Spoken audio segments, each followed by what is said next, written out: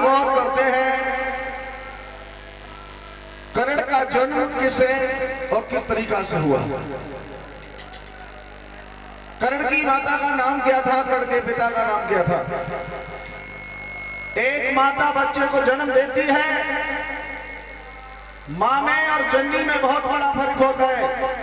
जननी उसे कहते हैं जन्म देने के बाद बच्चों को छोड़ देती है, यही मालूम नहीं कि बच्चे का पालन किस तरीके से किया जाता है। 4-4 बच्चों को छोड़ करके चली जाती है, वो मां नहीं है, वो डाहिन है, डाहिन जो अपने पति धर्म को भी नहीं निभाती, जो अपने परिवार को नहीं देखती, वो लोग कलंकित है। ध्यान रखना, प्रकाश डालते हैं एक मां और पुत्र के बीच जो महाराज कुंभ भोज हुए हैं। कुंभ भोज महाराज कैसे और किस तरीका से अपने शासन को चलाते थे।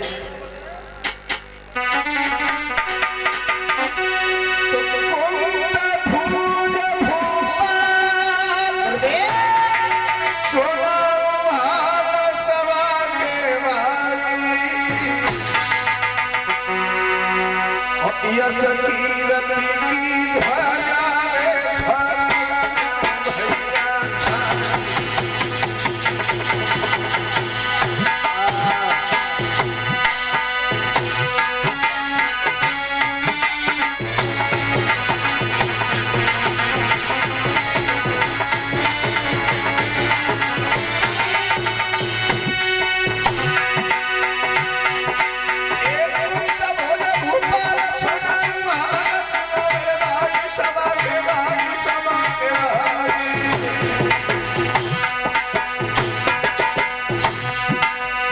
भैया कीरत की धूजा में छोड़ा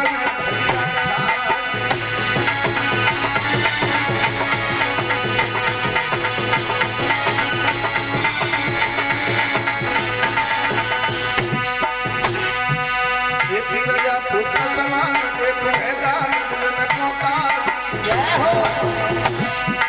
ये रजा पुत्र समान को दान दे तू है दान।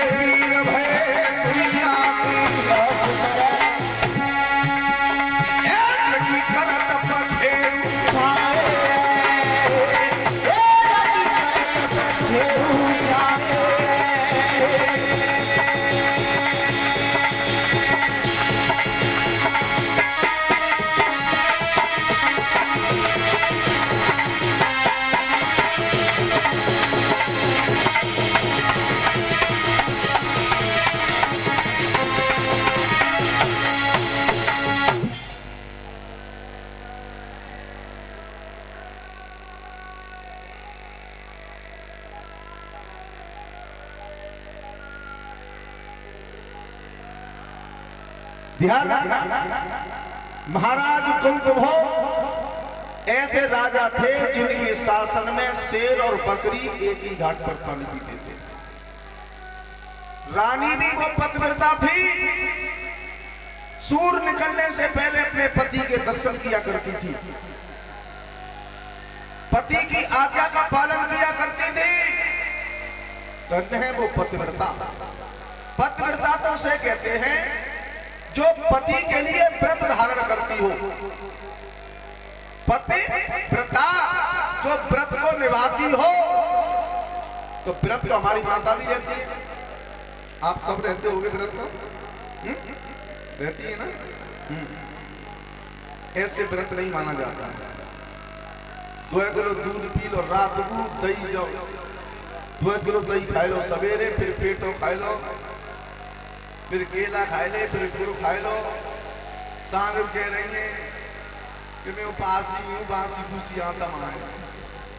अब बासी में का फिर अब है तुम व्रत हो घरे टोकरा रह रो टूमल पर रोटी पहुंची ना बेसी पास हो। ये व्रत नहीं है। व्रत का मतलब होता है अटल संयम निभाना। मैं व्रत करती हूं, अपने पति को छोड़ करके दूसरे पति पर नजर नहीं डालूंगी। मैं व्रत धारण करती हूं, अपनी सास को कभी कष्ट नहीं दूंगी। मैं व्रत करती हूं, पति को कभी धोखा नहीं दूंगी। और इंसान के लिए मैं व्रत करता हूं, अपने पड़ोसी को कभी नहीं सताऊंगा। मैं व्रत करता हूं, किसी दुखी आत्मा को कष्ट नहीं दूंगा। व्रत का मतलब होता है संकल्प नियम को निभाना।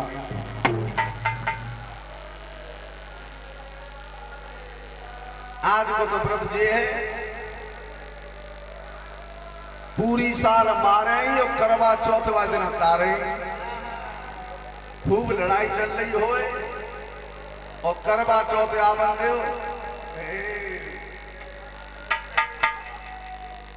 माता हो तो ध्यान रखना, अगर व्रत निभाना चाहती हो तो अपनी सास को मां समझना, अपनी ननद को अपनी बहन समझना, अपने जेठ को अपना भाई समझना, तो व्रत निभा सकती हो।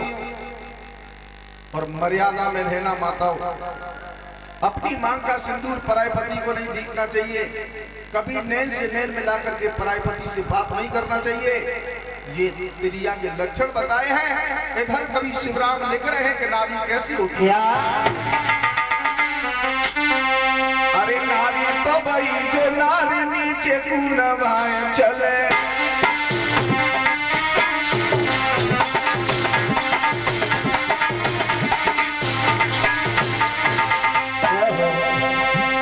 नारी तो भाई जो नारी नीचे कुनवाए चले, आठों पैर पत्नी बजावे ताबेदारी। अरे थोड़ी चकलंकी चाहे निर्धन भलाई ना होए, दुख सुख सही जाती खोटे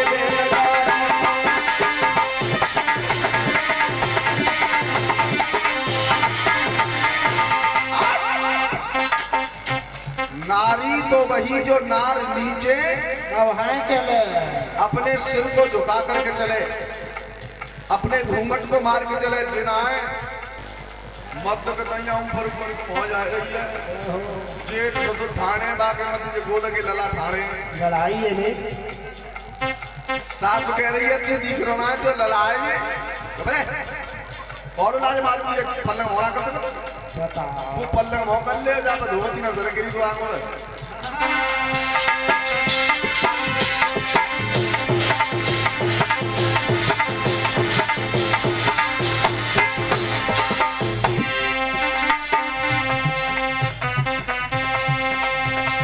ए नारी तो भाई जो नारी नीचे कुनवाए चले, आंखों पे रपती बजावे ताबेदार। अरे थोड़ी कलंकी चाहे निर्धन भलाई ना होए, दुख सुख सही जाती खोटे बेगारी को।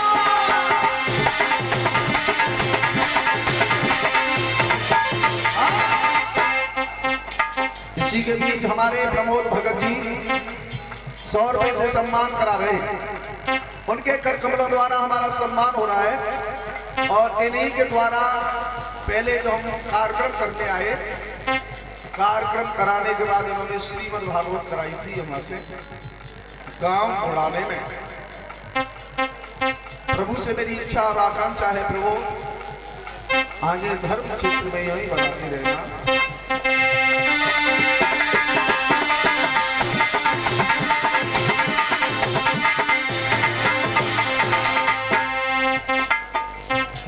कभी कल्पना करना है होली चले धीरे बोले अपना, ए होली बोले धीरे चले पट गई संग पत काट देते संग संग ऐसी नाचा।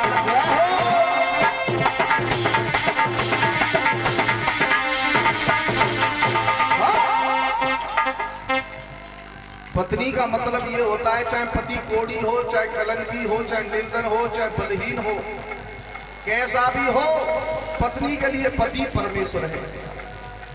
पर आज ना, आज तो वो किराए की गाड़ी ना आवती, नेक देर बाम बैठे ले भैया किराओ शर्ट बार